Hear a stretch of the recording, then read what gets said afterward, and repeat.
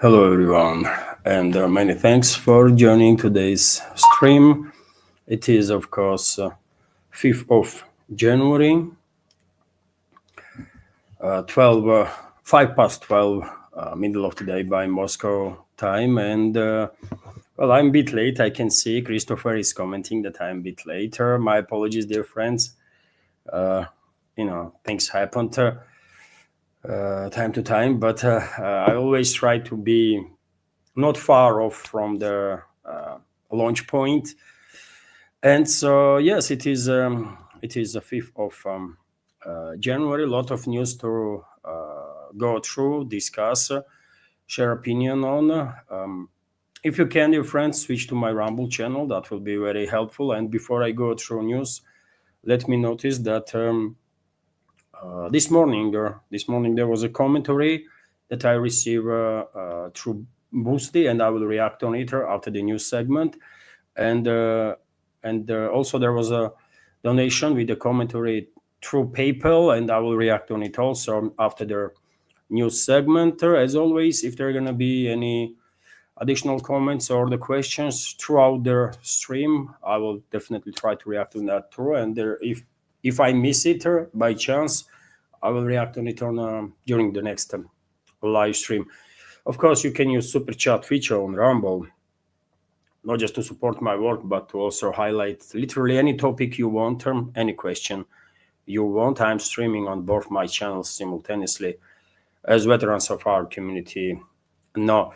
So, okay, dear friends, enough for intro, and well, let's go through some news now. And I'm gonna start with information in regards to a special military operation, this proxy war that Western ruling class is waging against Russia. Although, of course, I would not miss news on Venezuela and some other developments too later on. So, RIA Novosti reported this morning, based on Russian Defense Ministry's latest update, that overnight, Western-backed terrorist regime in Kiev, with assistance of NATO, launched much fewer drones that they do usually, and their air defense systems, according to this report, intercepted 3 of such drones. Numbers usually are much higher, but this time around it's 3, which is indicator that either Kiev regime and its NATO backers run out of a stockpile of drones to launch due to activity in previous days, or they are beginning to stockpile drones again. Anyways, 3 drones were neutralized, 2 over the Moscow region, including one that was flying towards the Moscow, and 1 drone was destroyed over the territory of Ryazan region. But as I said, dear friends, there can be several explanations of that. One is that Kiev regime might just simply run out of launch-ready drones, because night before there was quite significant numbers of the enemy drones that was intercepted by Russian forces, 90, I believe, 90 something.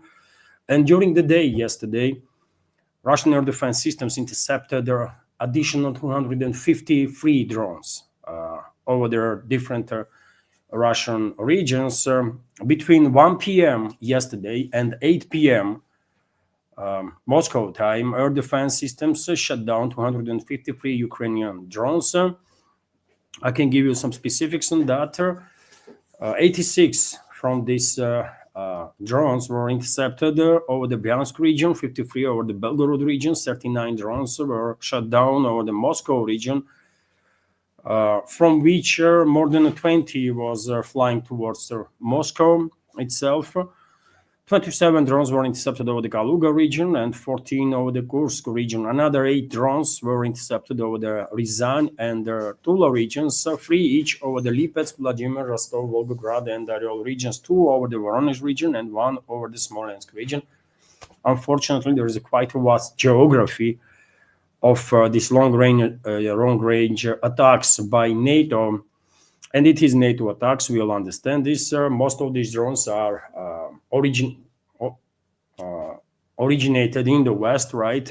And either they are sent to Kiev regime and the Western militaries that are operating in the Kiev regime already prepared, built, and ready for launch, or some of them might be assembled, on Cuban control territory. Parts might be sent and then assembled, and we know this for sure because, for example, when NATO and the Kiev regime committed yet another crime against humanity while targeting civilians on a New Year's Eve in the Kherson region, as a result of which 29 civilians were killed, by the way. Tell me if you have heard anything about it in the Western media by chance. I don't think so, but nevertheless, maybe some Western media outlets actually mentioned this terrorist activity of the Kiev regime and its NATO backers. So after emergency services evacuated as many people as they could, and they went through debris, right? They find details, parts of the drones that was used to attack civilians in the Kherson region that were partying, by the way. Cafe was targeted, and their hotel, and they were celebrating New Year, right?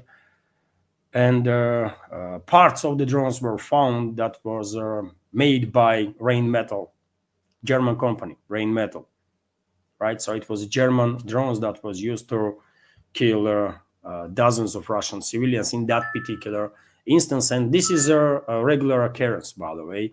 So this is a NATO strikes, NATO drones, NATO targeting data, flight path, everything is NATO, by the way. And if a representative of Kiev regime just presses the button to launch these drones, it does not change much, really. It's a still NATO strike on Russia. One day, I guess Russian leadership will say enough is enough, and these NATO member states will pay a heavy price for all the death and destruction that they cause in Russia. But for now, we are coping, kind of. Thanks God, Russian air defense systems are on top of the game, and they are trying their best to intercept as many these incoming drones and missiles launched by NATO as they possibly can. RIA Novosti is also reporting that last night Russian armed forces launched retaliatory strikes on military, logistical, energy infrastructure of their Kiev regime in different directions. Explosions were heard in Dnipropetrovsk region, in Kiev itself, and according to early reports this morning, some warehouse was on fire, possibly after Russian striker warehouse that most likely were used to store some weapons or munition, maybe drones. Explosions were heard in a number of other areas also during the day. Probably we will learn some more details about it. Some channels on Russian segment of internet reported that Russian strategical aviation was in air, and cruise missiles were launched also, and Kinzhal hypersonic missiles, although I have not seen any videos by this time of Russian cruise missiles flying over their Kiev-controlled territory. So maybe this was wrong reporting on part of these quite big channels, by the way. But sometimes, everyone does make some error in a judgment or their interpretation of their information that they are receiving. Nevertheless, special military operation continues, and Russian armed forces advancing all along the front line. And we have this report that I mentioned towards the end of their yesterday's big community charter, that Russian armed forces liberated the Podoli settlement in the Kharkov region. And you might ask where this Podoli settlement is, and it's on the southeastern side of Kupiansk. And I believe Western propaganda, Kiev regime's propaganda, to now they still are pushing the narrative that Kiev regime's forces regain control over the Kupiansk, and they are on offensive, and they are achieving great success, and that kind of BS, right? Nonsense, total nonsense, by the way. While in reality, Russian high-ranking military officials, Russian militaries on the ground, by the way, commanders of the units that are operating on the ground, stated on numerous occasions that Russian armed forces have complete control over their Kupiansk, and I believe them. And I believe also that Kiev regime is sending on a suicidal mission numerous number of their units, right? And I can understand that in some occasions, some of the troops, by the way, might infiltrate certain districts of the city.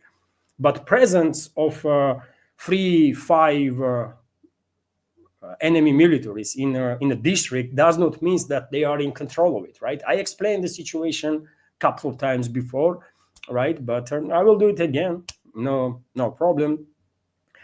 And there was videos, by the way, when Russian troops were targeting with the drones, for example, these small groups of enemy that infiltrated the city. And these videos then were used by anti-Russian propagandists to claim that, you see, Russians are targeting Kiev regime's troops in this district and that districts, and therefore this district should be under Kiev regime's control, which is crazy, by the way. I don't know about you, but I have witnessed urban warfare when I was young, right? There was a civil war in Georgia, and the central parts of Tbilisi basically was almost completely level to the ground, right? Including parliament building, by the way, that was badly damaged, destroyed, burned down. And well, on numerous occasions, I went towards the city center to see what was going on, right? And trust me, it was not 3 or 5 people that was fighting for control over their floors inside the buildings, right? It was much more people, by the way, much more weaponry. So I know that I know firsthand, by the way. I was young and I was stupid, and based on interest, I was going inside this area of the warfare in the city center to see what was going on, right? I was just too freaking stupid. I was like 14, 15 years old at the time, I guess. And it was risky, by the way. Before my eyes, some people were wounded, and I was hearing sound of the bullets that were flying, right? So if you hear bullet passing you, that means that bullet almost hit you, by the way, right? It was very close. But nevertheless, I know that 3 and 5 people cannot pretend to be in control of freaking, or the platoon, if you want to, by the way. Even the company cannot pretend to be in control of district. This is freaking nonsense, right? And now seems like some of their pro-Western commentators on internet are somewhat surprised, or they're pretending to be surprised after all these BS that they shared for many, many days about progress of the Kiev regime in Kupiansk area. They are kind of surprised that, really, Russian troops established control over the settlement right next to Kupiansk, and they are advancing. Yes, Russian troops are advancing, and Kiev regime was never in control of anything. And Kiev regime never managed to regain initiative, either in Kupiansk or any other direction. That's how it is, right?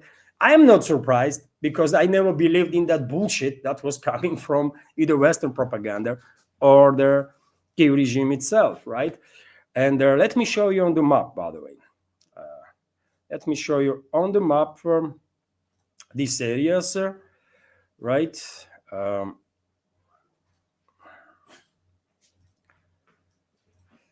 So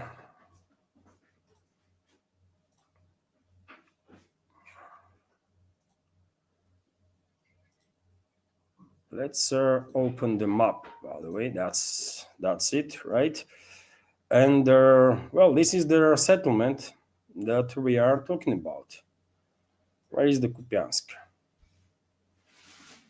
Here, right? So this is Kupiansk city, by the way, and this is the settlement Podoli, that is under full Russian control now, according to reports in Russian segment of internet, and Defense Ministry confirmed this information. So don't rush to trust anything that comes out from anti-Russian sources, by the way, from anti-Russian propaganda. When it comes to Kupiansk itself, I can believe that some small groups of Kiev regime and NATO mercenaries still are trapped somewhere, right? There might be even videos that are circulating on internet when these couple of militaries are moving around this or that district, but it does not mean that they are in charge of anything. It only means that, well, Russian troops will need some time to finish the clearing operation. That's all. Initiative is in Russian hands all along the front line, period. Also, while map is open, let me go through some other reports. And well, there are reports about progress of the Russian armed forces in direction of Yasna settlement, also in direction of Taratutina settlement. Russian troops are moving from Grabovskoye, which has been liberated a couple of days ago, maybe more than 10 days ago at this point. I have reported about it in my previous update. This is a Kharkov region, right? Or Sumy region. This is Sumy region, by the way. And before liberating Grabovskoye, Russian troops established control over the Vysokaya settlement. If you remember, I reported about this progress also. And Russian troops are beginning to accelerate their offensive operation, basically all along the border with the Sumy region. We should expect activization of Russian troops on the border with the Chernigov region also, and same is happening in Kharkov region. And the reasoning is, in my understanding, that Kiev regime allegedly, according to some sources, threw quite significant number of its troops from the Sumy and Chernigov region towards the Kupiansk, right, to launch the suicidal counteroffensives. And obviously, Russian militaries are monitoring the situation. They saw weakness in defense lines of the Kiev regime in the Sumy region, elsewhere, right, from where these Kiev regime troops were deployed towards the Kursk. And now Russian troops are capitalizing on this advantage. So therefore, we should expect further activization of the Russian troops in this direction. Also, reports are coming in about progress of the Russian armed forces in Konstantinovka area, and latest reports are that Russian troops established control over their settlement of Bandarne, right? Over the settlement of Bandarne. I reported about it also, I believe, in one of my previous videos. Also, when it comes to Zaporozhye direction, reports are coming in about further progress of the Russian armed forces in the Primorskaya area, and there may be, before end of this week, Russian Defense Minister will confirm information about complete liberation of the Primorskaya settlement. And also, I will remind you that Stepnogorsk settlement is under full Russian control now. A couple of days ago, Russian Defense Ministry made such an announcement on the Zaporozhye sector. As everywhere else, initiative is in Russian hands. And while Primorskaya is about to be fully liberated, Stepnogorsk is liberated, Gulyai Pole is under Russian control, major strongholds of the Kiev regime in the Zaporozhye sector. Now, probably, soon enough, we will see Russian offensives beginning in direction of Orekhov itself, right? Orekhov is a major stronghold of the Kiev regime in the central part of Zaporozhye sector. And well, that's about it. Konstantinovka, by the way, is according to reports, more than 50% at this point is under Russian control. Relatively big city. And once Konstantinovka is fully liberated, well, only major strongholds that Kiev regime will have left in the DPR is Slavyansk-Kramatorsk agglomeration, and Russian troops are getting closer and closer. By the way, according to some reports, Russian FPV drones, already reaching both these cities. So you can imagine how close Russian militaries are to this last remaining more or less fortified defense line of their Kiev regime, fortified since 2014, by the way, right? When NATO, after a coup d'etat that they orchestrated in Kiev, began pumping up Kiev regime, this terrorist regime, with the weapons and preparing them for war against Russia, to play their role in a Western proxy war against Russia, right? So that's about it. When it comes to developments on the battlefield, of course, for more detailed information, I recommend military channels. Although I have to be careful, by the way, because these military channels even ones that are pretending to be neutral every now and then coming up with some crazy stuff that I find it hard to understand why, right? But errors, maybe errors, just simple errors, by the way. Things happened. So, okay, that's been said. Let's continue with some other news. Now, right? And what is the next? Interesting developments are happening kind of on a Q control territory inside the Q regime itself. This reshuffle that I reported earlier about continues. Dear friends, Budanov, at this point, former head of main intelligence director, this terrorist, was appointed as a head of Zelensky's office or presidential office by Zelensky himself. Budanov agreed on that, and Western propaganda outlets are pushing all sorts of narratives now why this appointment did happen. Some are predicting that Budanov probably will replace Zelensky and stuff like that. Could be the case, by the way, but one should keep in mind that Budanov is designated in Russia as a terrorist. Right? Russian law enforcement agencies have designated him as a terrorist. He is on a wanted list. And if Washington and London made decision that they're going to replace Zelensky with Budanov, then that will definitely be indicator that they are definitely not about any de-escalation, because Moscow will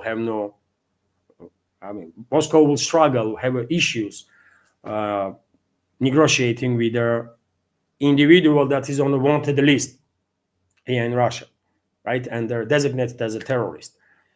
But nevertheless, this might be some result of some tensions between Washington and London, because all this time we were hearing about Zaluzhny, right? That Zaluzhny going to replace Zelensky because that's what London wants, and London is kind of managing to persuade Washington to agree on these changes. But maybe things are not that simple between those two, London and Washington. I don't know. But what is also interesting, on top of other reshuffles that happened inside the Q regime, yesterday, number of sources reported that head of SBU, by the way, which is Q regime's KGB, right? That should be designated as terrorist organization. I mean, SBU committed numerous crimes against civilians here in Russia and elsewhere too.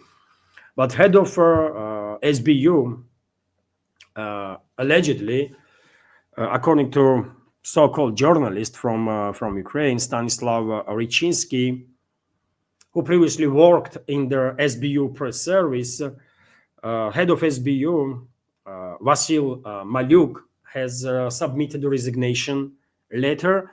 And on this matter, and many other sources also confirmed this information, reported about it. And same time, resident UA channel, a Ukrainian channel, Ukrainian propaganda outlet, also reported, and this is quote, by the way, our sources say that SBU chief Malyuk was demanded to be dismissed by the Trump administration following their drone attack on Putin's residence that happened relatively recently in Novgorod region.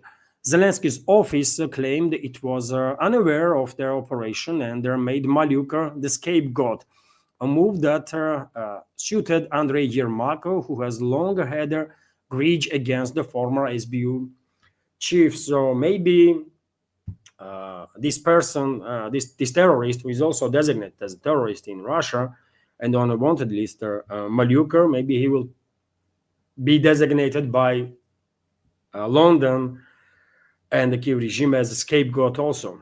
And maybe all the responsibility for that attack on allegedly on Russian nuclear triad, by the way, right? Responsibility fell on him. And I remind you, dear friends, that there was a 91 drone or something like that was launched there by NATO to strike this presidential residency in the Novgorod region. All drones were neutralized. All drones were neutralized. At some point, Russian militaries, on a record, by the way, on a video, transfer their chips from those drones to representatives of U.S. attaché here in Russia, U.S. attaches, military attaches from their embassy, American embassy. And so Washington, after that, Washington no longer had an opportunity to say that, you know what, drones were not flying towards their residency, because on those chips, you could have, flight data. You can see it, you can read it if you want to, right? So there was no way to backtrack now that attack had happened, or to deny that. And, to basically to distance themselves from this terrorist attack, yet another terrorist attack on Russian nuclear triad. And according to some reports, there was on that area, on that residency area, there was a command and control center of strategical forces, right? So that was a part of a nuclear triad that was attacked, right? And to distance themselves from this attacker, they are now coming up with this story, and they're going to potentially blame Maluk, that it was SBU and Kiev regime, basically, that launched this attack, and Washington and London has nothing to do with it, which is nonsense. No one believes in this crap, right? Literally, no one believes in this crap. But, seems like Moscow, as I predicted, by the way, Moscow has no intention to escalate with the West due to this yet another attack on Russian nuclear triad, and therefore, I guess this story will die down like that. Initially, very many commentators on the internet said that, well, Russia will now use Oreshnik missiles and will strike decision-making centers in Kiev, and Russia will hunt down Zelensky and other leaders of this terrorist regime, in Western-backed terrorist regime that is running certain parts of this former Soviet Republic. And I said straight away that I don't think Russia will even retaliate. I don't think Putin will make a political decision and will untie the hands of Russian security services, of the Russian militaries, to take whatever actions they think are necessary to deter our enemies, not just on the Kiev-controlled territory, but elsewhere too. And I was correct, by the way. How many days passed since that attack? Like more than a week now, isn't it? Did you hear anything about decision-making centers being attacked either on the Kiev-controlled territory, or in the Kiev itself, or in NATO member states that were directly engaged in this attack on Russian nuclear triad? I have not heard nothing. Have you? No. So it is what it is, right? One day I'm losing. Not losing. I lost completely, by the way, understanding of this restraint of the Russian president in regards to Western enemies of ours, right? In regards to Western ruling class and their actions. And I'm not even going to try no more to understand what the hell is going on, man, because I have never, ever seen military operations being conducted in this way. And I'm in journalism, by the way, since I was 17, right? So I have reported about numerous conflicts in this world. And always, literally always, hostile sides are going after leadership of each other. It's just how things are always. But, Putin has different approach, different attitude. Neither Zelensky, neither any other mass murderer from that are in the leadership of this Western-backed terrorist regime in Kiev was targeted and neutralized by Russian forces. And I believe not because Russian militaries or Russian security services cannot take them out, but because they have no authorization to do so. And I don't know why Putin is operating this way, but he is a president, so hopefully he knows what he is doing. I mean, let's say this way. Hopefully, at least he himself understands what he is doing, and hopefully he also understands that while exercising this constant restraint, or constantly exercising this restraint, he personally is inviting on Russia and the Russian citizens more and more trouble, because this restraint involves big-time Western ruling class, right? because they don't see this restraint as a Moscow's attempt to find some political solution or to find some path towards the de-escalation. No, man, they don't see it like that. Western ruling class sees this restraint of the Kremlin as a weakness of the Russian president, weakness of his team. That's how they see it, and they are saying it openly. Western ruling class, representatives of the Western ruling class, have said on numerous occasions that they think Putin is bluffing. They think Russian leadership is bluffing, and they just no longer taking seriously anything that comes out from Moscow. And they are saying it openly, man. Now, I mean, it is what it is, right?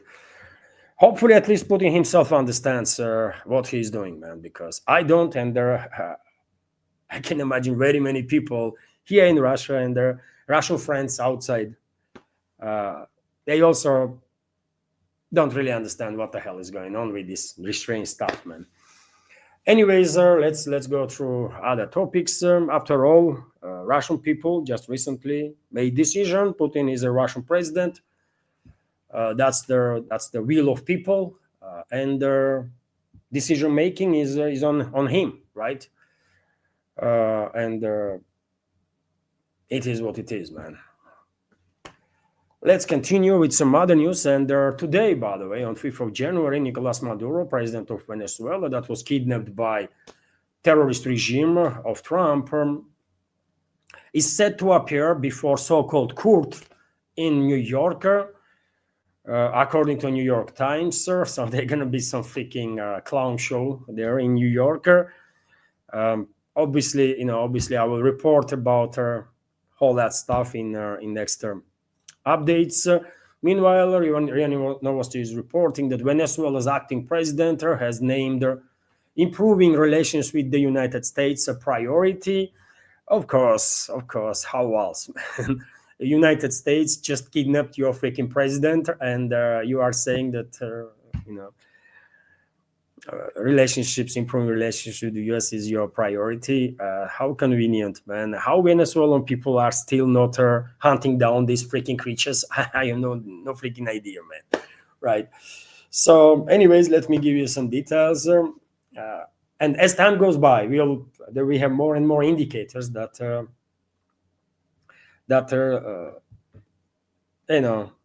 intergovernment of Maduro was bribed, by the way, brought by U.S. Secret Services. They are in the pocket of the U.S. Secret Services, and they will do whatever they've been told to do now, right? And it was Maduro's government that ordered Venezuela's militaries and security services to stand down. More and more factual evidences of that, and I'll give you some information just in a minute. But now let's go first through this news. So Venezuelan government prioritizes building balanced and respectful international relations with the United States based on the principles of non-interference. Acting President Delcy Rodriguez stated after a meeting with of the Council of Ministers. Okay, man, I don't think I have to comment on this freaking bloody clown show, by the way, that is happening there. I said it's only a matter of time that people of Venezuela will take up arms, by the way, and start fighting against these traitors and their regime. It's just a matter of time. And in some cities in Venezuela, in some settlements, already militiamen have been seen, by the way, up in arms, right? So Venezuela is destined to dive deep into civil unrest and civil war. It just at this point it seems absolutely inevitable. I don't think either Rodriguez or any other puppet of CIA gonna be able to fool Chavistas in Venezuela. Ideologically, by the way, leftist revolutionaries to buy whatever story they're gonna come up with, that they are Chavistas also, and it's creepy stuff, man. They're creepy stuff. Meanwhile, Trump claims that U.S. now running the Venezuela. He is reiterating himself basically following the capture of President Nicolas Maduro, White House President Donald Trump, or US President actually, at least formally, Donald Trump declared that the United States now controlled Venezuela. And we have a quote here: "Don't ask me who is in charge here, because I'll tell you, and the answer will be very convincing. We are in charge here." That's what US so-called President Trump is saying, that US administration is in charge of Venezuela. They have effectively recolonized, reconquer, and enslaved Venezuela, right? And the people of Venezuela, at least they're part of the Venezuelan society that wants to be slaves of their American masters, right? But I'm quite sure millions of Venezuelans, by the way, not going to be okay with that, not going to be okay being slave of Americans, and they're going to fight. I have no doubts about that. Mark my word, it might take, I don't know, man, day, 2 week, but freedom-loving people of Venezuela will fight these garbage creatures that are now formally in charge of Venezuela, puppets of CIA, basically, right? Also, interesting reporter from New York Times, maybe you have heard about it. American officials allegedly had long before Maduro's kidnapping, decided on the candidate to replace him. And you might be surprised who that candidate is. Everybody was probably thinking about Machado, right? That US going to put Machado in the place and stuff. No, man, no. And Trump already make it very clear that he is not in favor of Machado, right? He don't even want to hear about Machado, anything. I just wonder why then Nobel Committee was humiliated once again this much. Why they forced Nobel Committee to give Machado freaking Nobel Peace Prize, man? This was, I guess, the biggest humiliation of Nobel Committee after they given Nobel Peace Prize to Obama, right? So at this point, this Nobel Committee is total garbage, right? Scam. And no one should have any respect for that scam organization, right? But that's a different story. Let's go through details here. We are talking about Vice President Delcy Rodriguez, who made a favorable impression on representatives of the Trump administration with her management of, you guessed what? Of the country's key oil industry. Intermediaries convinced Washington of Rodriguez's readiness to protect and support future American investments in Venezuela's energy sector. So you see, even long before Maduro was taken out, by the way, US has arranged everything there, right? Everything. They bribed everybody from government, literally everybody. I have not heard about any minister is resigning. After all, it's a matter of dignity if you have one. If one has any understanding what decency, dignity is, then that person, if such a person was in the government of Venezuela, would resign, even if that person was in charge of, I don't know, healthcare, right? That has nothing to do with their security, military security, or the military operations. Even that person would resign, because clearly government of Venezuela betray people of Venezuela while ordering Venezuela's militaries and security services to stand down and allow Americans to kidnap president of the country, right? And I have not heard any news that any minister in government have resigned. And this creature, so-called president of Venezuela, new president of Venezuela, Delcy Rodriguez, is acting as if nothing has happened and promising to build a great relationships with the US. Okay, instead of declaring war, man, or something like that, right? In response to act of war that US committed, she's talking about kissing their American boots. I mean, what the heck is going on there, man? It's insane, right? The degeneration of these people, level of degeneracy of these people, and the degeneration is just beyond any imagination, man, right? They have no self-respect whatsoever, not even slightest, right? None. So yes, US had brought everybody there, including this creature, Delcy Rodriguez, and they are in charge now. They are in charge, and to make sure everyone in the so-called government of Venezuela gonna act accordingly, that everyone gonna follow orders. There are also reports from Washington Post, for example, that U.S. might appoint special envoy on Venezuela to help Marco Rubio, head of State Department, to basically manage the country. He was appointed as a kind of administrator of the Venezuela, right? As a governor general or something like that, which is yet again, masks are off. We if anybody had any doubts that all these talks on the part of Western ruling class about rules-based order and international law and this and that, all of it was a BS, by the way. When it is convenient for Western ruling class, they will talk about this rules-based order and international law all day long, every day, right? And they do it. But when it's not convenient, when they are doing some dodgy stuff, what international law? What are you talking about? Whole world is ours. We do whatever we want. We take everything everywhere, and you just keep quiet, or we will come after you. That's whole policy of the Western ruling class, man. Right? And there is only a few countries in this world that can actually stand up against this genocidal maniacs and the evil force that Western ruling class is.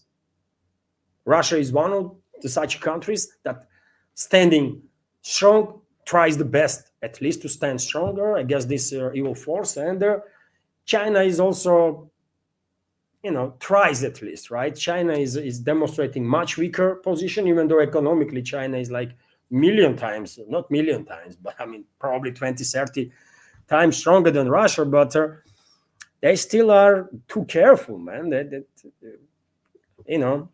It's their business, okay. But nevertheless, this what happened to Venezuela is first and foremost is a humiliation of China, by the way, right? Everyone is lost to talk about Russia, and they bring Russia into this story, while Russia was present in Venezuela, had some investments, but nothing even close to Chinese presence and Chinese investments, right? So how come that this is either Russia's fault or Russia's lose? If anything, it's a massive hit on China, by the way, right? And even though Beijing demanded Maduro to be released and they made some statements, responses are too weak, and that gives me, and that generates additional indicator, in my personal opinion, that maybe there was some trade-off between China and US, by the way. I remind you, Chinese delegation was in Venezuela and meeting with Maduro literally like hours before Maduro was taken, kidnapped, right, by American terrorists. And who knows, maybe someone in Chinese delegation actually give Americans exact point of location of Maduro even, So I don't know, something is very dodgy in this whole story, by the way, very dodgy. Maybe China and US had a trade-off that US said, this Hamas war is mine, don't mess around here, and we will not escalate with you, at least on extreme levels, in your part of the world. Maybe that's what is going on, right? But clearly this is a very dodgy story, and at some point we will learn some more facts that will confirm this whole stuff, right? So special envoy might be appointed by US to help Maduro, US head of US State Department, to run the Venezuela, right? Meanwhile, this creature, former vice president or current vice president and simultaneously acting president of Venezuela, Delcy Rodriguez, will pretend to be just that, president, and she will probably make some meetings and act. She will try her best to act as a not a prostitute of a CIA, but as a decent human being. Yeah. Holy shit, man! What a crap this world is, man. I have no words, man. Who you can trust in this freaking world? You know, who you can trust? Why everything is this fake, man? Don't you ask yourself sometimes, at least, why freaking everything is fake? You know, almost everything, let's say this way, almost everything and almost everyone is fucking fake. Why? Why, man? Humans, I mean, I want to believe that humans can do better, but maybe I'm just wrong, man. You know, maybe that's what humanity is actually, you know, just fake freaking garbage in most part. Maybe that's how it is, you know, and I just don't want to see this painful truth that humanity is not as good as I would like it to be. I don't know, man, but I'm personally sick and tired to see this fake shit, man, just literally everywhere. Right? I'm sick and tired of it, and I'm in journalism, as I said, since 17 years. So you can imagine the level of this freaking fake shit that I have seen in my life, man. And I'm telling you, I have interviewed thousands of people, literally, by the way, right? I have done thousands of interviews from from the streets and with the presidents, by the way, right? After all, I was in a presidential pool in Georgia, right, when Shevardnadze was in charge there, when Shevardnadze was president. That's how freaking old I am, actually. So, yeah. Anyways, man. Anyways, it's so disappointing, man. It's so freaking disappointing that uh, the world is fucking fake in most part, right? In most part, and I mean, if you meet someone that is real, man, real, you know, you are freaking lucky, man. It just you know, cherish that relationship with the people that actually are real, man, because fucking hell, everything and everyone, even in ordinary life, by the way, there is too much of this fakeness. Nothing to be said about public life, man. Anyways, well, us, even though us had a green light, basically, right, to go in, kidnap Maduro, and go out, American militaries nevertheless opened fire, killed dozens of people, civilians included, and the reports are that at least 80 people were killed as a result of this terrorist attack of U.S. On Venezuela, and this number probably will increase as time goes by. And well, I've said, isn't it, that most likely, and I said it from the beginning, by the way, from very first day, very first moment when I saw these videos of U.S. Helicopters flying in. And when I say there was no air defense worker, I said straight away there can be only two explanations, by the way. Either the US militaries were drawn into a trap, or US Secret Services, this terrorist regime in Washington, brought and paid for Venezuelan militaries, Venezuelan regime, basically, around Maduro, to issue order to Venezuelan militaries and security services to stand down. And I was correct. I was correct there. I've been proven to be correct, by the way, not the first time, but nevertheless. And additional confirmation of this is that, well, Cuban authorities have reported that 32 Cuban citizens defending Maduro were killed as a result of this US attack.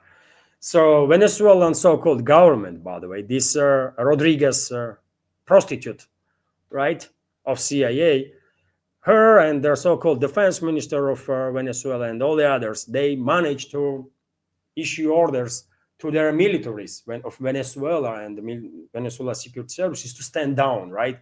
But they have no control. They had no control over their Cuban militaries and security services officers that were actually in protecting Maduro. Chavez probably also had their Cuban security, but in this particular case, Maduro, right? And therefore, Cuban militaries were probably only ones that offered any resistance, right? When residency or place where Maduro was attacked by U.S. Special Forces. And 32 of Cuban militaries, Cuban citizens, they were militaries or security services officers, I don't know. This report says nothing about it, but 32 of them were killed. And you tell me if this is not an additional indicator that only people who offered resistance, actual resistance, were Cubans. And that happened because government of Venezuela that is packed with the CIA prostitutes were unable to order anything to Cubans, right? Because these Cuban specialists were receiving orders from Havana. So it is what it is, man. If you had any doubts that not a single decent human being is in the government of Venezuela, then, I mean, explain me this then. How come that Cubans fight? 32 Cubans, by the way. Probably there was a couple of more Venezuelan militaries or the security service officers that were next to them that were also killed. Even if they didn't offer any resistance, probably Americans just killed them anyways, right? And civilians. Rest from this 80 reported death, rest is civilians. That's it. Maybe some Venezuelan militaries were killed when U.S. bombed some military bases around the country, right? But when it comes to resistance, it's only Cuban militaries, Cuban security services officers that offered any resistance at all, right? Quite a telling stuff, man. And yet again, whole this story that happened with Maduro and with Venezuela clearly demonstrates that corruption is the most dangerous thing that any society, any state institution, any state can face. Corruption and corrupt officials are most dangerous enemy that any society, state institution, or the state can face, man. And look what happened to Venezuela. Everybody around Maduro was bribed, man. Everyone was corrupt. Everyone was freaking bribed, man. These fucking animals, man. Fucking animals. Unbelievable. Nevertheless, well, it is what it is, right? So lessons to be learned by everybody in this world. And when I say corrupt officials should be executed, right? Corruption should be designated as a treason, right? And they're punished with their death penalty. I have a reason to say so, right? And if during the next presidential elections here in Russia, any candidate from any party, by the way, will say that he will guarantee that corruption will be designated as a treason and corrupt officials will be executed, I'm going to vote for that candidate. You know. Anyways, let's continue. And well, Venezuela is now reconquered, recolonized by U.S. Ruling class, right? These special groups of interests that are running the show in the U.S. And well, they will invest they will have to invest approximately $100 billion now in energy infrastructure of the Venezuela to pump as much oil from the ground of Venezuela as possible, and to make big profit, massive profits. And they will, by the way, $100 billion for those groups of special interests is like peanuts, right? They're gonna rob Venezuelan people for trillions and trillions, by the way. So $100 billion is freaking nothing, and nothing to be said about domination, about statement that this Western ruling class, neocons, globalists, these groups of special interests, right, multinational, that are in control of multinational corporations too, by the way, are making. That, well, they don't give a damn about anything, right? They will go after anybody. There is no rules, no laws, no nothing that they will respect. It's a clear statement, right? It's a clear statement that they are the law. Period. Right? And yes, world now have to deal with this partially new reality. Reality was always like that. Western ruling class was always operating this way, but now they just dropped the masks, right? And there can be no any other interpretations now that what, and there is attempts, right? European elites, they are keeping quiet. None of them condemned what US did, literally, none of them, right?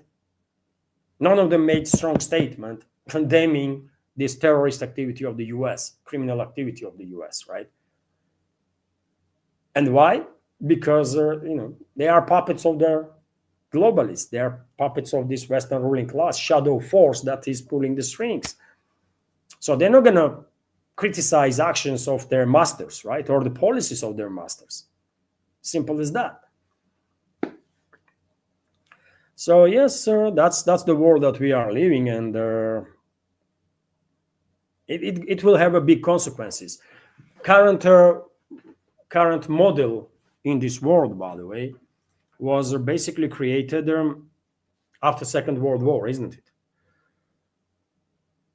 And clearly, this current model, which was based formally on international law, which on its parts was based on UN and UN decisions and decisions of some other international, so-called international institutions. Also, at some point, US or Western let's come up with this nonsense of rules-based order or something.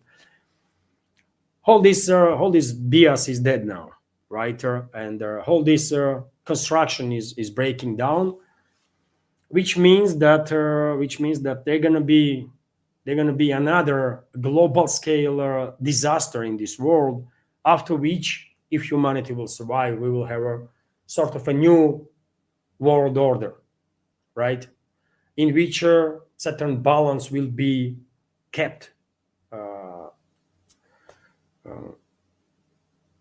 between their policies, right? Between the different sides.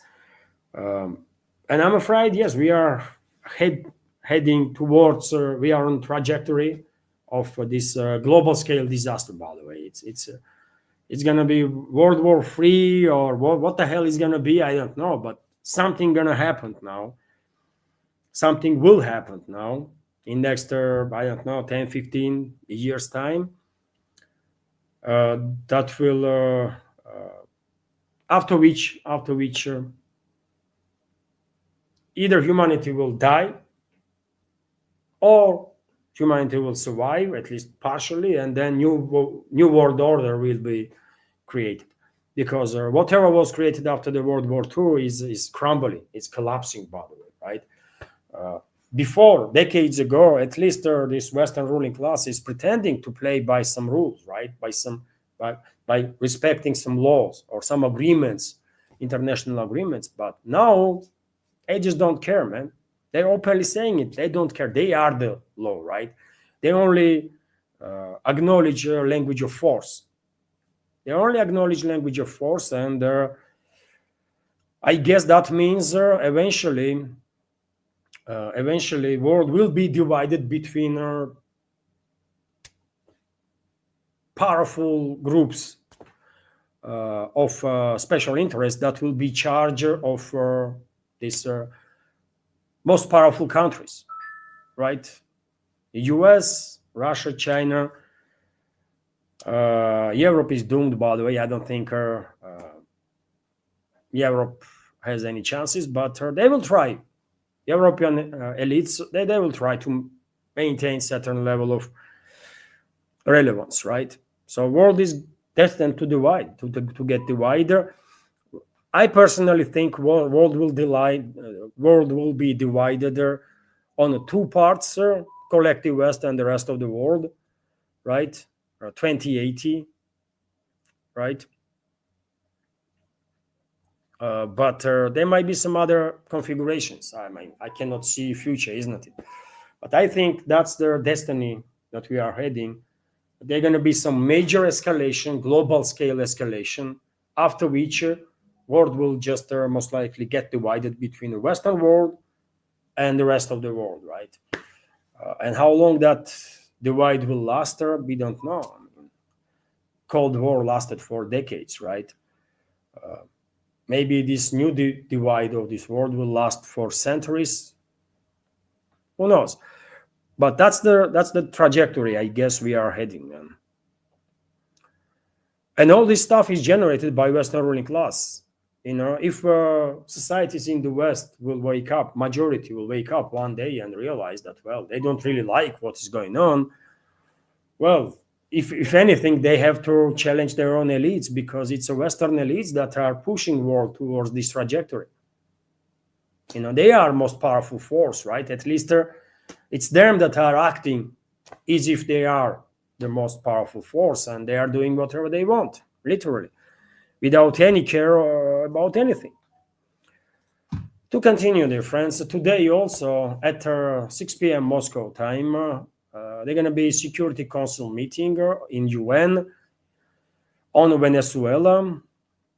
And, well, US representatives will try to come up with some legal justifications of their terrorist attack on Venezuela. And, yeah, I mean, let's see what kind of freak show they're going to do in UN.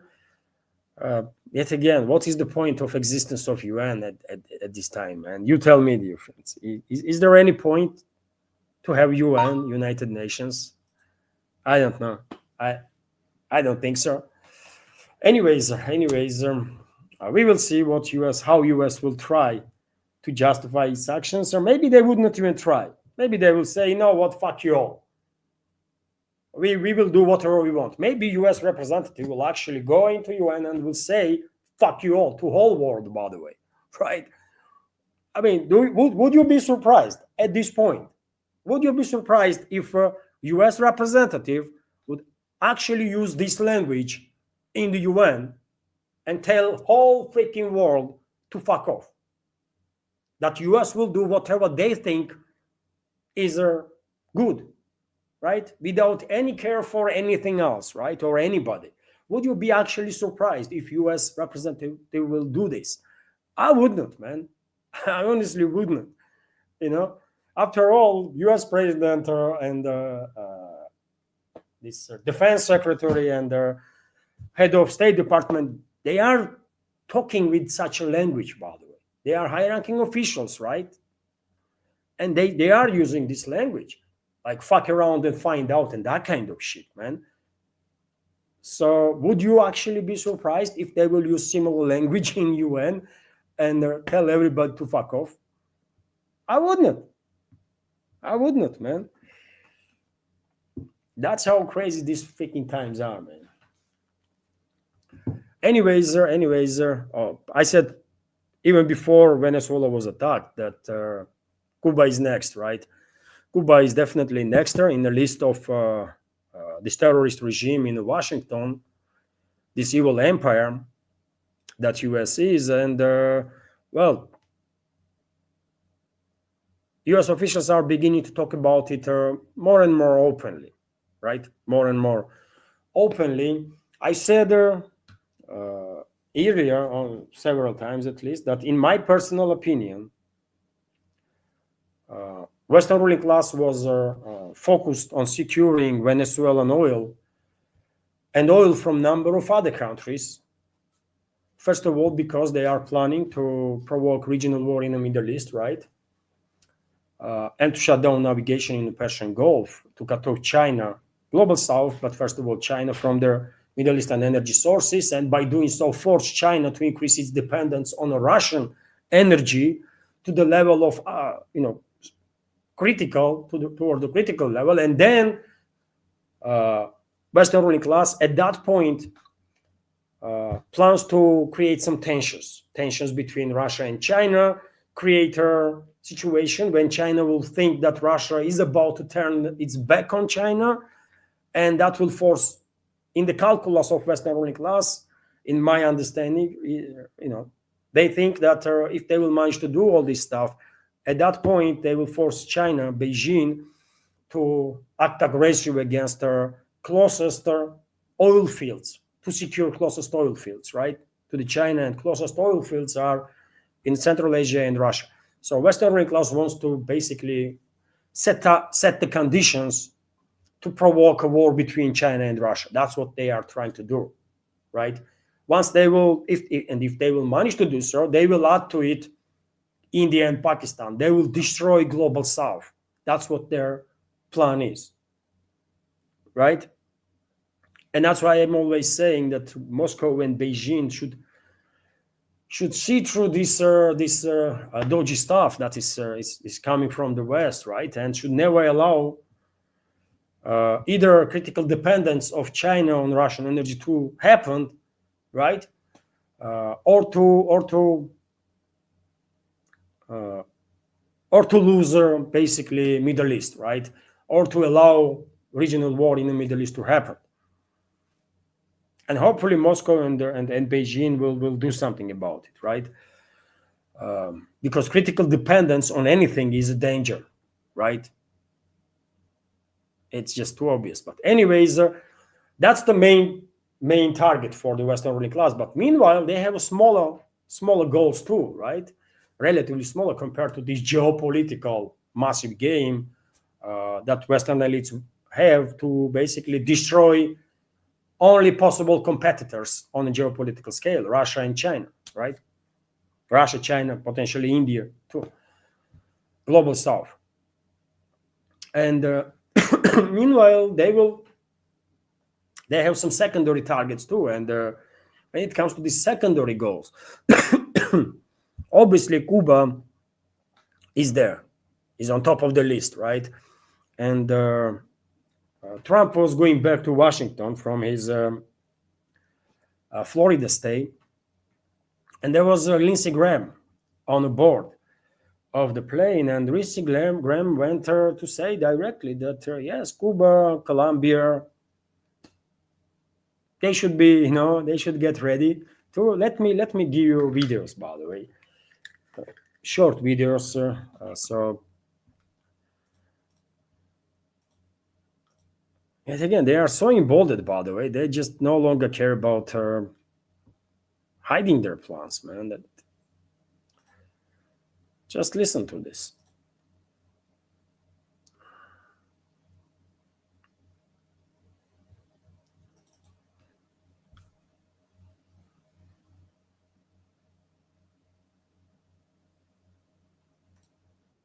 A drug caliphate in our backyard. We have Venezuela, we have Cuba, we have Colombia in our backyard. And these three countries have been condemned ever since I've been in politics. Joe Biden put a $25 billion bounty on Maduro's head. Chris Smith, the day he got inaugurated, said, I hope Trump will hold Maduro's feet to the fire. He did. So what has he done?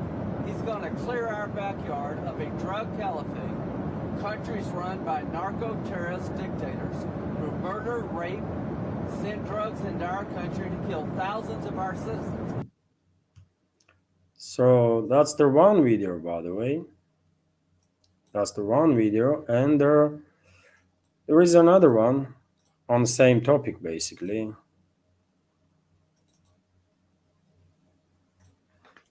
To this commander-in-chief, he did something people talked about doing. You just wait for Cuba. Cuba is a communist dictatorship that's killed priests and nuns.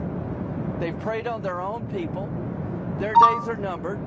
We're going to wake up one day, I hope in 26, in our backyard, we're going to have allies in these countries doing business with America, not narco-terrorist dictators killing Americans. This is a big frigging day. And everybody in the world is thinking differently than they were just a few days ago because of what you did. So that's the creatures that are representing US nowadays, by the way. Trump, Lindsey Graham, and the rest of the scum. It's too freaking bad, man. Too dangerous, It's too dangerous, too bad. And I don't know. I don't know what we can actually do, man, to stop these scumbags, man. Right? They're gonna attack Cuba for sure. By the way, I have no doubts about it. They might try to do some military coup d'état in Colombia or something like that, because I can imagine that they might have a lot of assets there. Um, One day they're gonna attack Brazil too, because a major force in Latin America is Brazil, right? Brazil, that is a part of BRICS, opposing this madness of the U.S. ruling class.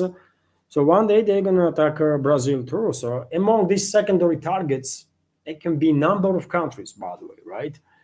That will suffer probably from Western aggression, from American aggression, and it's not just Latin America. They will do the same in Africa, by the way. And if let's say China had a trade-off with US about Venezuela, right? If they basically promise each other that what, China stays out from Latin America, or will not have a strong presence, and US will do the same in Chinese neighborhood. Well, if Chinese actually believe in that, if they agree on something like that, then they are crazy, man, right? Chinese leadership. If they actually believe that US will keep its word, man, well, they are just too freaking stupid in that case. But yes, it's more increasingly looks like some sort of a trade-off between China and US.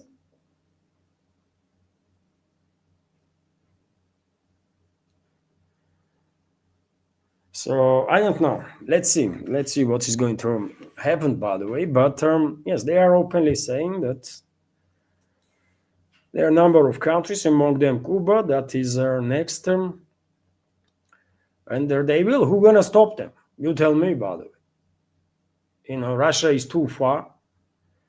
Russian president already demonstrated a million times that he has no intention to escalate with the West. Right? He's seeking de-escalation and friendship with the Western elites, with the Trump especially, right? Trump and his team.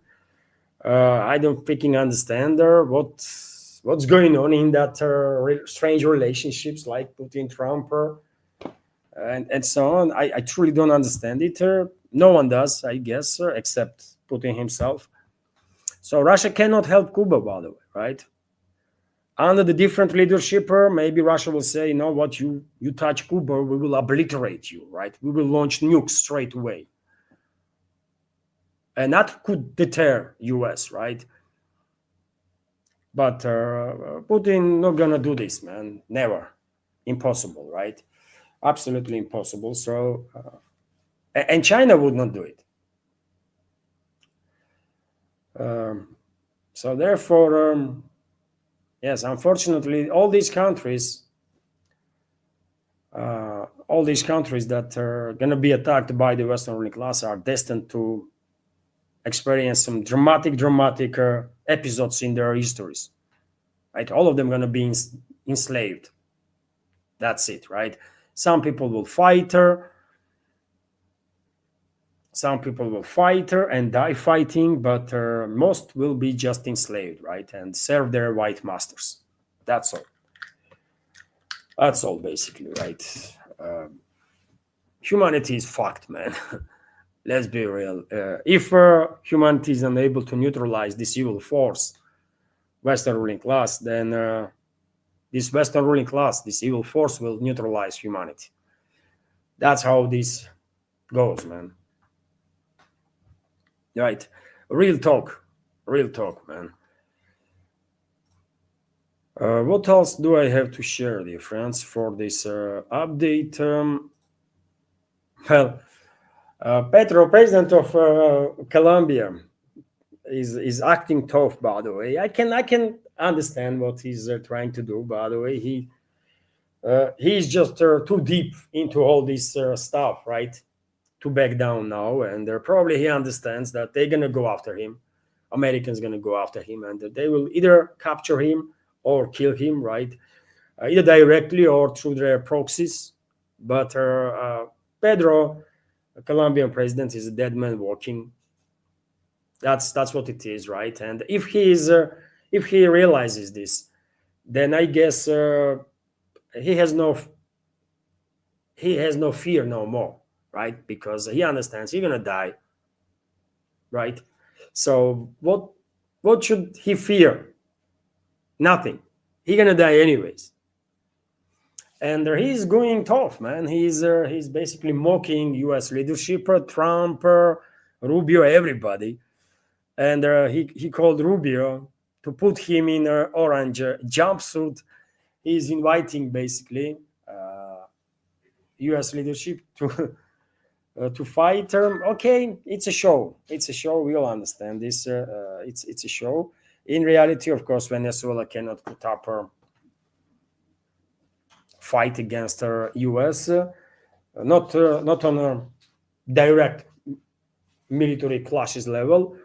Although, yet again, people of Colombia, people of Venezuela, they might put up the fight, by the way. And as I already said, and I can show you videos right now, already in number of Venezuelan cities and settlements, militiamen have been seen with the weaponry, right? And these are, according to reports, these are Chavistas, by the way. These are,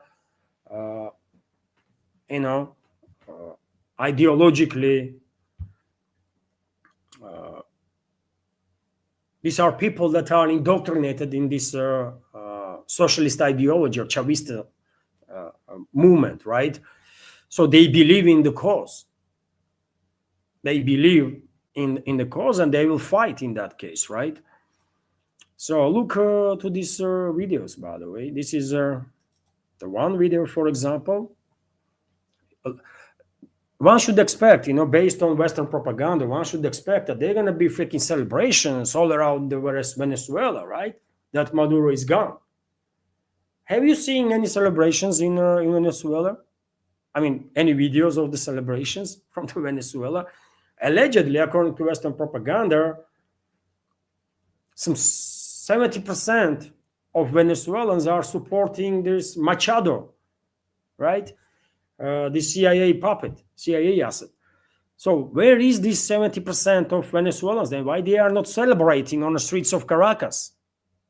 And why we see on the streets of Caracas, for example, angry people armed that are demanding Maduro to be released and are condemning actions of the US. Look at the video. Le decimos a ese gobierno mercenario que manda en Estados Unidos lamentablemente a costa de su propia población, que está diciendo que ellos van a administrar Venezuela hasta la transición. Aquí la única transición es el regreso del presidente Nicolás Maduro. Pero además le decimos que si eso no ocurre, si no se respeta a los poderes públicos, si no se respeta lo que establece nuestra Constitución, miren, más nunca aquí. Okay, that's a one video, right? I see no celebrations, by the way, in any video that is coming out from Venezuela, right? And this is another video, and there are, as I said, people are armed. Y no lo capturaron, a él lo secuestraron y no lo capturaron. That guy was a militiaman, right? No insignias, no uniform, no nothing. I have seen videos where dozens and dozens of armed people on the bikes and on their vehicles and on their foot, moving around their different settlements, right? And they're demonstrating willingness to fight. So, and those people gonna realize today or tomorrow or day after that this so-called government of Venezuela, VP, and it's not about Maduro personally, by the way, right? It's about crime that was committed by US, and it's about freedoms and rights and riches of Venezuelan people. And yet again, I think this armed militias or the Chavistas in Venezuela will soon realize that, well, they've been sold out, by the way, by their own government. They will start fight. They will start fight if Americans are actually thinking that they're going to pump oil from Venezuelan ground and enrich themselves. Well, some big surprises are waiting for them. They're not going to freaking pump nothing, right? They're not going to pump nothing, man. And there are more soldiers U.S. will send there to secure these oil fields. More American soldiers going to die in Venezuela. So this story is just beginning, by the way. Nothing has ended. Just because U.S. brought these corrupt elements in Venezuelan government, right, does not mean that people of Venezuela are okay with that. I don't think they are, right? So yes, it's only a matter of time, and the armed resistance is gonna start there in Venezuela against their CIA-controlled regime, against their Western-controlled regime, period. Let's continue with some other news, one of the countries, by the way, that U.S. will attack militarily or otherwise is, of course, Denmark too, and Denmark is being attacked already. And Danish Prime Minister Mette Frederiksen has urged Washington once again to stop threatening a historically close ally after President Donald Trump suggested that Copenhagen cannot properly manage and protect the island from Russian and Chinese threats, which is insane, man. Why they bring Russia everywhere? I mean, I don't care about China, right? U.S. and China are actually two major forces, dominant forces that are kind of competing with each other, right, on the world stage. Russia is interested on its own security, right, and in their immediate neighborhood, in stability and security of immediate neighborhood. Russia is not pretending to be like world dominant power or something like that. All we want is to be left alone, man. That's about it, right? But why they are bringing Russia also always into a conversation? It's crazy, isn't it? And what about Russia? So Denmark cannot defend Greenland from Russia. What we did to somehow indicate that we have any plans on Greenland, man? What the hell? These freaking psychos, man. These freaking psychos have to be put in a psychiatric clinic. I'm telling you, man. Everybody from U.S. ruling class has to be put in a psychiatric clinic, man, because it's not funny no more, not laughable. It's a tragedy. What is happening is a tragedy, right? And yes, Trump actually went to say some crap, by the way, and it's only a matter of time. It's only a matter of time, clearly, before the U.S. will establish control over their Greenland. Obviously, wife of U.S. envoy to Greenland already published like photo in social media, photo of Greenland being painted in American, in U.S. flag, right? What a cringe move to do, man. What the hell? I don't know. It's insanity, man. Insanity. And look what Trump said about Greenland.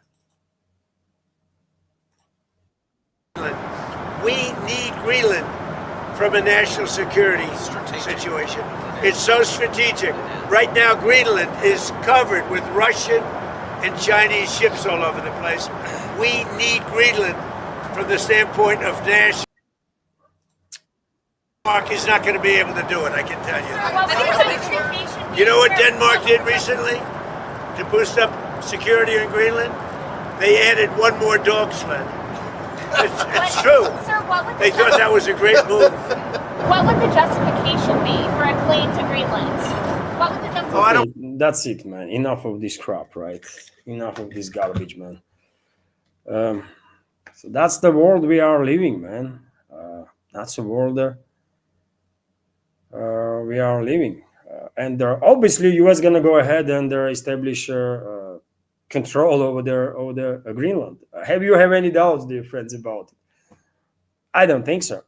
They're gonna go ahead and establish control over the Greenland. They're gonna do something about Canada too. I'm quite sure about it. They're gonna do something about Canada too, man. It's insane, isn't it?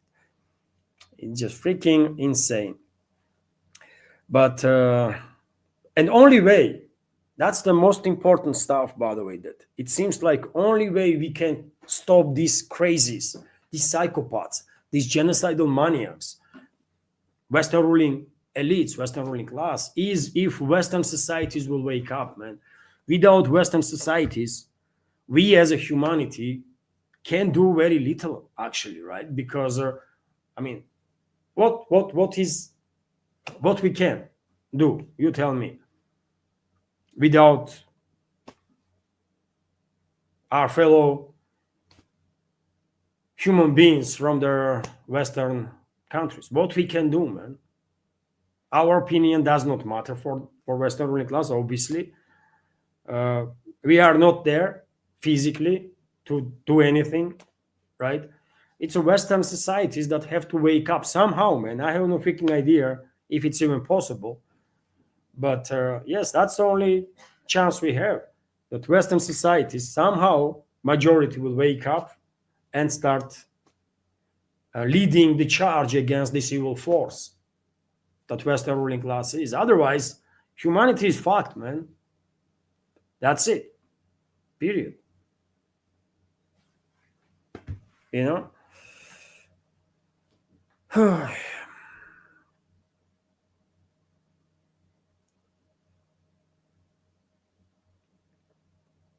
Let's continue with some other news. A few more news, dear friends, for this update. Well, Middle East, obviously, Middle East is in big focus of Western ruling class. They are about to launch next phase of escalation there. And reports are coming in that U.S. moved dozens of C-17 heavy transport aircraft to IRF faith order in the UK last night. Some seen departing for the Middle East already.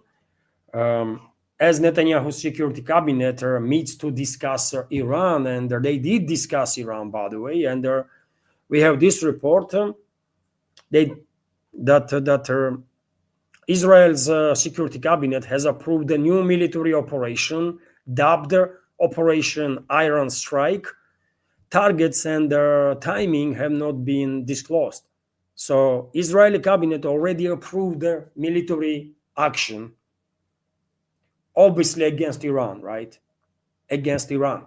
Although officially they are not acknowledging this yet, and US is already deploying large number of cargo planes with the weaponry, obviously. US air refuel tankers gonna fly towards the Middle East also. Significant part of it already there, I guess, in the Middle East. And well, we should expect escalation strikes, basically. Israeli, US, NATO strikes on Iran, literally at any given moment.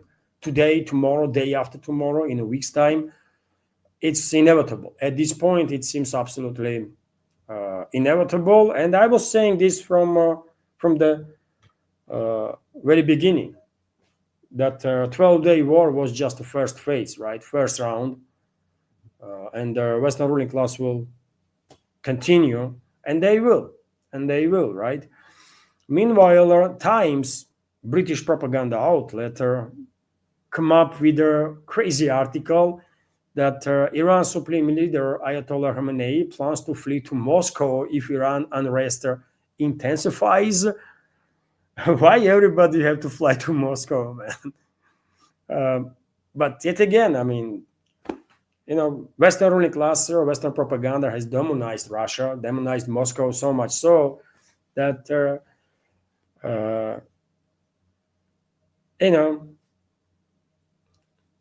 and are so used to talk about Russia and Moscow on daily basis that I guess they cannot live in a single day without putting Russia or the Moscow in everything they say you're right. That's the only explanation, because why on earth Khamenei, supreme leader of Iran, gonna fly to Moscow? I mean, why? Why it's always Moscow, man? I don't know. There was rumors that this Rodriguez, VC of VP of the Maduro, was flying to Moscow, escaping from Venezuela. Always Moscow somehow is being mentioned in these whole stories, even when Russia has nothing to do with their whole situation. But yes, that's the propaganda, by the way, new propaganda narrative that West are gonna push. That Iranian leadership is about to run from Iran, and they're gonna run for Moscow. Okay, we will see. But when it comes to Iran itself, by the way, there is unrest for sure in number of areas, and you guessed what is happening now during this unrest. Groups emerge with the weaponry. It's an old playbook, isn't it, of Mossad and CIA and MI6. They start infiltrating the societies, countries through different means, right? Then they start protest movements. For a day or two, they might play around with their peaceful protests, and then suddenly these protests are transforming into riots. And not just the riots, but I'm going to show you some videos, by the way, and you tell me how US police will react on such actions. Just look at this, man. You tell me what police in the US, for example, would do in such a case. Just take a look, man.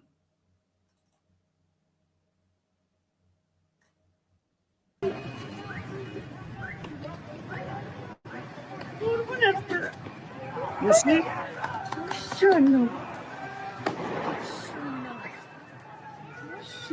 You see, by the way, flamethrower against police, man.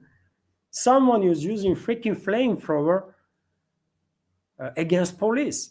So you tell me what would happen to that person in the US. In a second, that guy was taking out flamethrower. He would be shot by all policemen around, probably like 100 times, right? Those policemen will empty their freaking magazines, by the way, on that garbage, right? Am I correct? People in US being killed by police for much less than that. And in the West, what they're not going to show you this kind of stuff, man. No, they're going to show peaceful protesters, man. Peaceful protesters were attacked by police. For God's sake, man, how peaceful is that protester is, man? Just look at this shit. He's throwing some this flamethrower stuff and then fire, right? And at some point in this video, you can see policeman is on fire, man, right? And others are trying to help him. That's a freaking, and he's running away. Policemen didn't even shoot him, man, on the spot. What the fuck, man? This is not normal. Iran security services have to get tougher, man. This is not normal.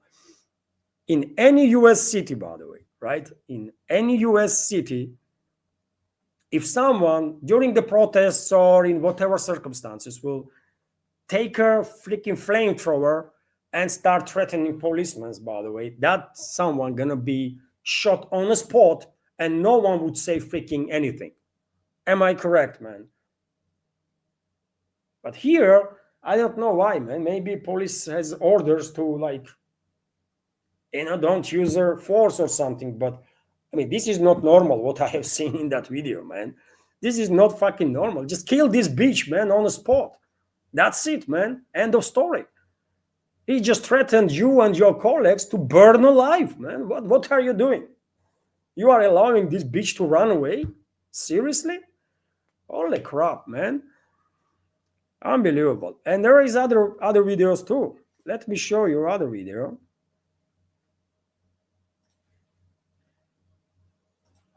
Look at this, man. Look, what would happen to this particular group if this was happening in the US, let's say, right? Just look at the video.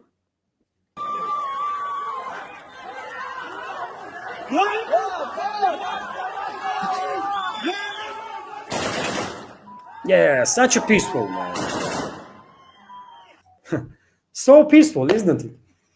Such a peaceful protest. I don't know, man. And they only have like AK-47s and stuff, by the way. They are very peaceful. Flamethrowers, AK-47s, these are Molotov cocktails and stuff. Or maybe at some point they will get their hands on Israeli provided or US provided ITGMs and I don't know, maybe manpods and stuff like that. What is a big deal, man? These are peaceful protesters according to Western propaganda, according to Zionist propaganda and stuff, right? So freaking peaceful. Unbelievable, man. If it was up to me, man, I will send special forces, encircle the entire area and kill them all, man. Literally, just kill them all. Period, man, right? These are all freaking assets of their foreign countries. Just kill them all, man. Do it. And if anyone says anything, tell them to go and kill themselves. That's how you deal with the foreign assets on your territory, man. This is the only way. You mess around, you play soft, and you're gonna get overrun. Because this is not normal, man. In any US city, if a group of freaking whomever will start acting like they are peaceful protesters and they come up with the freaking flamethrowers and the guns and machine guns, I'm 100% convinced all of them going to get killed, executed on the spot by police. And I would not blame police or SWAT teams to use that they use excessive force. No, man. These creatures are endangering not just police officers, but the civilians. So freaking kill them all, man. Period. Right? That's it. Anyways, man, that's what is going on. You're not going to see this kind of stuff on the Western media outlets, for sure. All you're going to hear there is, well, it's a peaceful protesters, by the way, peaceful. You know, they do no wrong. They just they want peace and tranquility, you know, and that's it, right? Unbelievable, man. Unbelievable. So, you know, that's what's going on in Iran, by the way, right? And based on some reports about preparations of Israel, US, some others to escalate with Iran, including militarily, I'm afraid there is these enemies of humanity, Israel, US, and their allies, still have yet unrevealed their assets inside Iran that will be activated soon to make it seem like escalation inside Iran is much bigger than it is in reality, right? So I think escalation will continue in Iran, especially if Iran's security services will act this softly. What the hell, man? You know, there is a dozen of policemen and some freaking dirty scum is moving there and using flamethrower and they're then running away. I mean, it's insane, man. What they can say, it's just freaking insane. Just kill them, man. These are terrorists, period, right? Just kill them all, man. Fuck's sake. Anyways, by the way, that's what is going on. That's what is going on, right? I mean, BRICS cannot allow Iran to fall, by the way. We just cannot allow this to happen. We cannot allow Western ruling class and the Zionists to manage to provoke regional war in the Middle East. We cannot allow this shit to happen. If necessary, let's send the militaries, by the way, to secure Middle East. Let's send our navies, Russia, China, India, everybody, Brazil, by the way, South Africa. We have to get together not to allow this evil force, Western ruling class and the Zionists, to provoke a regional war in the Middle East. We just cannot allow this to happen, man, right? If necessary, let's send our fleet, our ground forces, whatever, air force. But if we lose Middle East, if Western ruling class, this evil force succeeds, provoking regional war there, then, well, that's a GG well played, by the way, for humanity. That's beginning of the end for the humanity. That's that's gonna be. So, well, let me check if I have bookmarked anything else. Yeah, that's about it, dear friends, for this first live stream today. Hopefully you did find the news segment informative and useful. And if so, please like the video, click that like button. This might help to deal with this extremely aggressive algorithm. Right, let me check right now, dear friends, on Rumble. So there was no super chat on Rumble, at least for now. Although, by the way, as I mentioned earlier, there was a donation and the commentary yesterday through PayPal after the live stream, and if I may, I will thank Natalia today, and that's a Bald Eagle member of our community. Thank you very much for your donation, for your $18 donation. This is yesterday when we had our big community chat and the fundraising stream. So thank you very much, Natalia and the Bald Eagle, for your donation and support. And comment is thank you for all their updates. Thank you very much once again. Thank you. And there was also a donation on a booster, dear friends, with the commentary from the member of community. And let me highlight this also. So this is so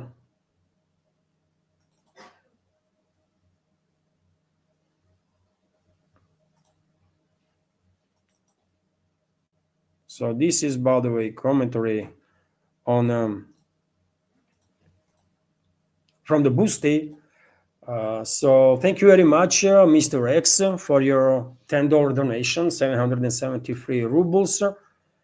For your thank you for your donation. And comment from Mr. X is, and I'm quoting, by the way, Putin was almost assassinated by Trump and the CIA while allegedly negotiating with Trump.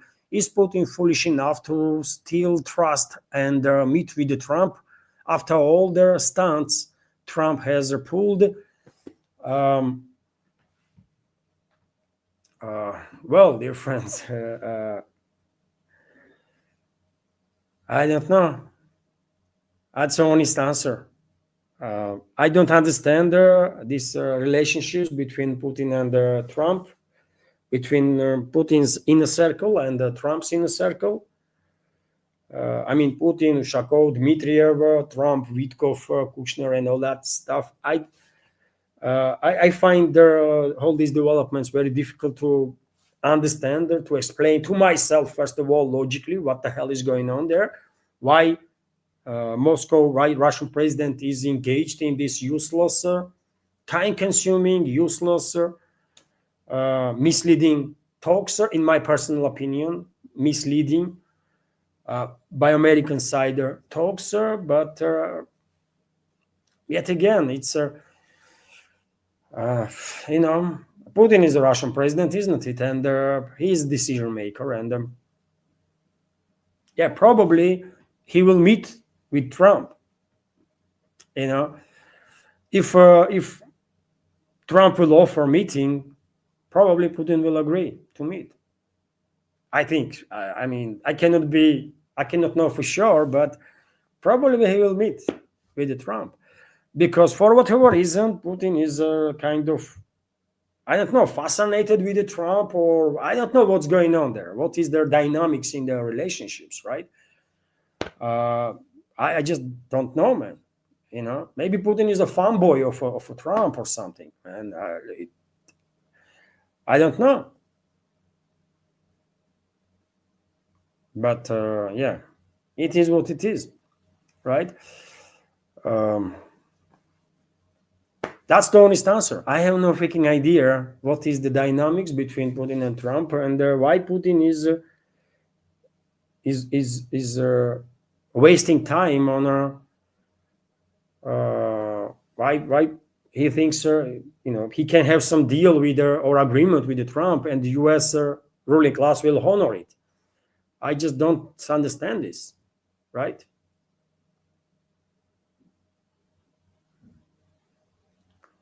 So that's the honest answer, man. I have no freaking idea. So thank you very much. Thank you very much, Mr. X, for your question and the donation and the commentary on the Boosty. And yes, this is a question that I myself are asking quite often, and I really want to understand what's going on there, but I just don't, because I don't believe it is realistically possible to reach any agreement with the Trump and then to have an expectation that the U.S. ruling class will honor this agreement.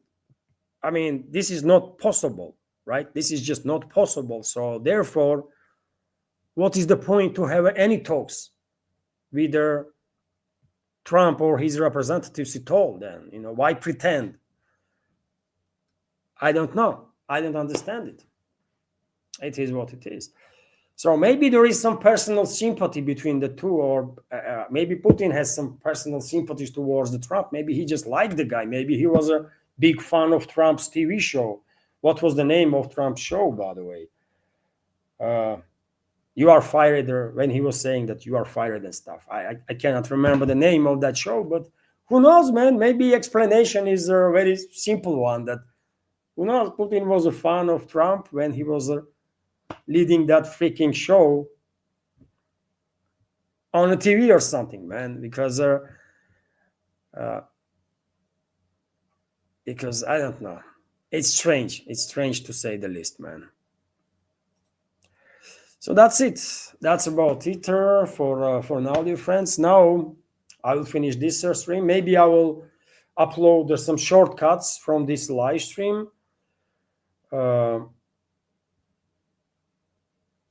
on YouTube and Rumble too. Well, as I said earlier, dear friends, I have launched on Patreon and Boosty a new program behind the scenes, or renewed the behind the scenes program, and I on work days I will have these behind the scenes videos, which is going to be informative about news and about life, basically, about my day, how my day goes around, right? So some people might find it entertaining, interesting. So yeah, from Monday to Friday, behind the scenes on my Patreon and Boosty pages. Maybe I'll go out for a little walk today, and I will add videos from there too. Let's see. If you like the video, please click that like button. If you want to support, all the links are on this video in the description box and in the pinned comment. And that's it, really. Have a wonderful day, and take care. Bye for now.